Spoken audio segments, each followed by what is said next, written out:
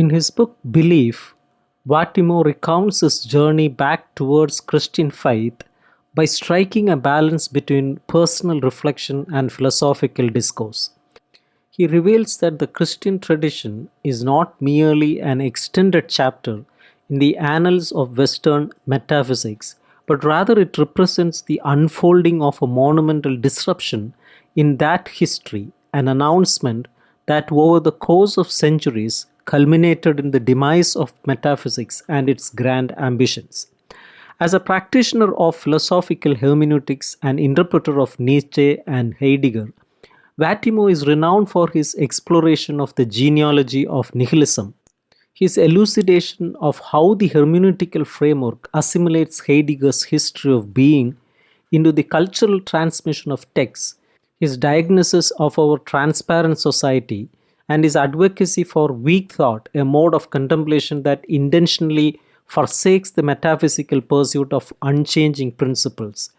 While not primarily known as a philosopher of religion, it is within the very enterprise of hermeneutical retrieval, a pursuit he has long been engaged in, that an avenue towards theology has emerged. He contends that the decline of every strong thought of being is intrinsic to the narrative of God's self emptying in Christ, what he terms salvation history. His thinking is guided by the piety inherent in weak thought, representing a tranquil act of remembrance that he deems necessary for a post metaphysical philosophy. Vattimo is careful to avoid proposing a form of hermeneutical supersessionism, wherein weak thought would be the concealed essence of Christian proclamation, waiting to be extracted from its dogmatic shell. Such an approach would still entail a form of metaphysics. Instead, he regards secularization, which encompasses the dissolution of notions of divine transcendence, as threat, condemnation, and absolute substance, as the evolving manifestation of this redemptive announcement throughout Western history. He asserts that theologies adopting a dialectical or apocalyptical framework of vertical divine transcendence, such as Kierkegaardian, Barthian, and Levinasian, merely reiterate the very metaphysical absolutism that the Christian proclamation urges us to relinquish. He favors more traditional metaphysical interpretations of the relationship between God and the world. While Vattimo's language exudes a disarming simplicity, his arguments present a thought provoking challenge for the philosophers and theologians alike. One potential critique from theological perspective could be his almost exclusive alignment of salvation history with kenosis. In Christian tradition, the language of abasement has always been intimately intertwined with language of exaltation.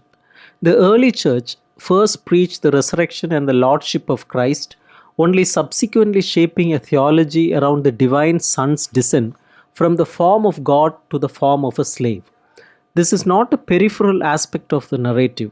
In the paschal vindication of Jesus of Nazareth over those who crucified him, it was precisely the form of a slave that became discernible, revealed as the object of God's love, and indeed as the very form of God.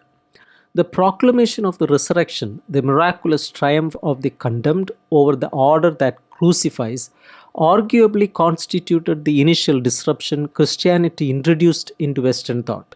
It stripped thought of those initial and self evident principles upon which reason constructs a world accommodating our aggressions by discerning the essences of things, noble from base, ideal from deficient, master from slave, judge from animal.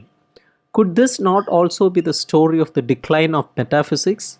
Not merely a weakening of thought freed by God's kenosis, but the inexorable and revolutionary transcendence visited upon thought by the proclamation of Easter. This is not solely a matter of interpretation, but one that pertains to a philosophical ethos. Vattimo predominantly portrays the trajectory of nihilism as a benevolent, self emptying relinquishment of metaphysical claims. This prompts us to ponder whether he may have overlooked other dimensions of this history and critical questions. Does a weakening of thought inexorably lead only to benevolence? Are there not more exuberant and forceful forms of nihilism poised to fill the voids left by dismantling of erstwhile truth structures? This narrative of decline has also ushered us into the domain of the market, within which so many individuals can be reduced to a newfound invisibility. The slave, the homeless, the physically or mentally impaired, the destitute, all can be easily concealed behind apparent unchanging essences like the commodity of inexpensive labor or the perceived ineffectuality and insignificance of those lacking purchasing power. A substantial portion of the story of secularization remains markedly unredeeming, thus calling upon that truth which manifested itself at Easter, perpetually making the otherwise imperceptible undeniably wise, constitutes something beyond mere metaphysical nostalgia. It may be that we have not fully attended to the transmission of this history we lack in piety. For theology, the capacity of salvation history to stand apart from and serve as a judgment upon our own history is tantamount to redemption. As for whether Vattimo perceives such language as still too closely aligned with the violence of metaphysics and mythology of divine judgment, it is hard to determine.